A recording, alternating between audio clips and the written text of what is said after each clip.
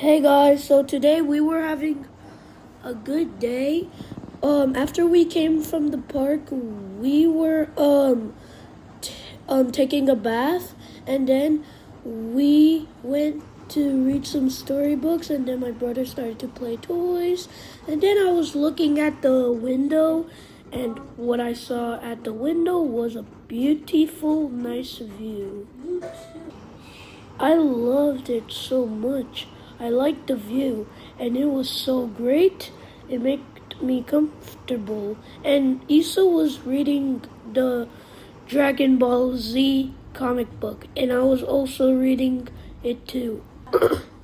they, they were called manga because people call them mangas, the Japanese comic books.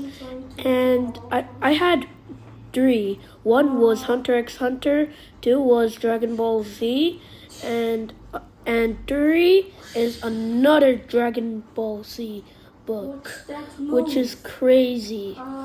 Okay, guys, hope see you next time. Bye.